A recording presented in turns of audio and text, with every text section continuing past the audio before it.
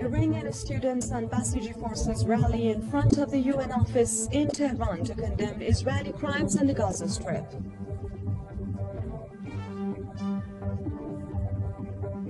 Iran receives a sixth batch of nuclear fuel from Russia for the Bushehr power plant.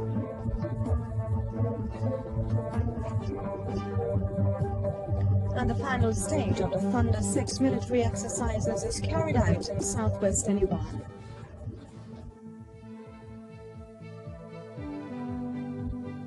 In the name of God, the Compassionate, the Merciful, good afternoon from Tehran. You're watching World News on Jam Network.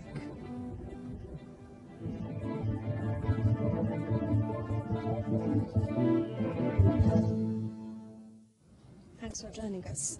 A large group of Iranian students and Basiji forces rallied in front of the UN office in the capital Tehran on Thursday to lash out at the Israeli regime for its inhuman and barbaric acts against residents of the Gaza Strip.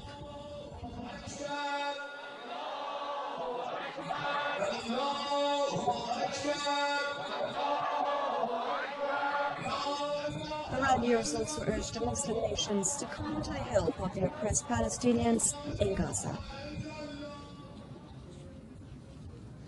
Iran's permanent representative to the United Nations has sent letters to the UN chief and head of the Security Council to call for urgent actions to stop the recent Israeli regime's crimes in the Gaza Strip. In his letters, Mohammad Khazai says the criminal acts by the Israeli regime are in blatant violation of all international laws. The Iranian diplomat also says that the brutalities have caused deep concern for the entire world. The United States has obstructed the passage of a resolution by the UN Security Council that would have condemned crimes by the Israeli regime in the Gaza Strip. Despite the omission of a large part of the proposed statement, which turned it into a somehow neutral one, Washington still vetoed it. This came as all the other 14 members of the Council had agreed with its ratification. The new wave of Israeli raids on Palestinians at the Gaza Strip, which followed hot on the heels of a visit by US President George W. Bush to Tel Aviv, is indicative that Washington has given a green light to the Israeli regime to continue its atrocities against Palestinians.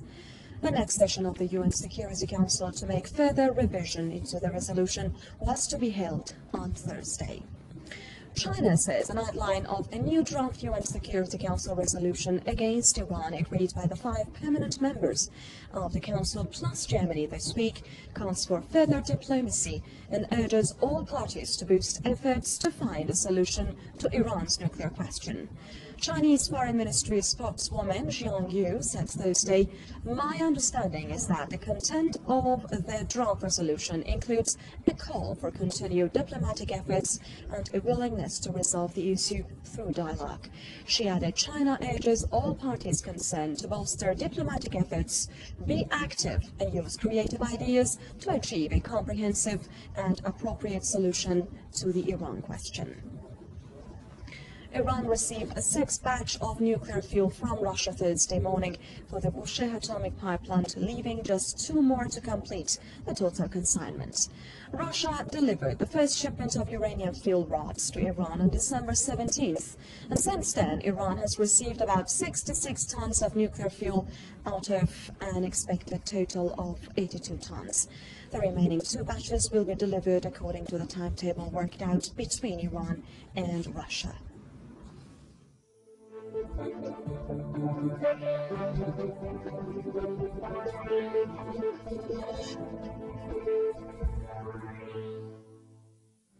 The final stage of the military exercises, codenamed Thunder 6, was carried out Thursday in the northern parts of the Khuzestan province in southwestern Iran.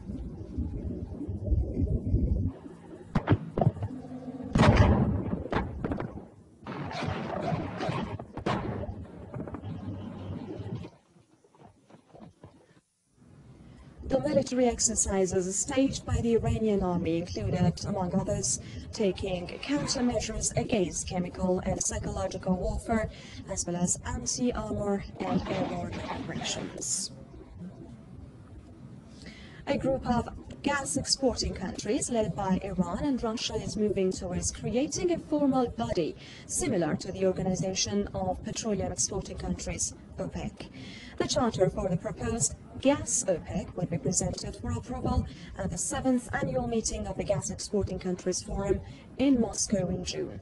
The main issue being discussed by the Gas Exporting Countries Forum is the transformation of an informal club that has no centralized organization into a serious international organization of gas suppliers.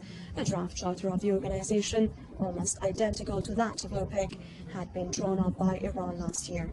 Russia has the world's largest proven gas reserves, followed by Iran, which has the second largest.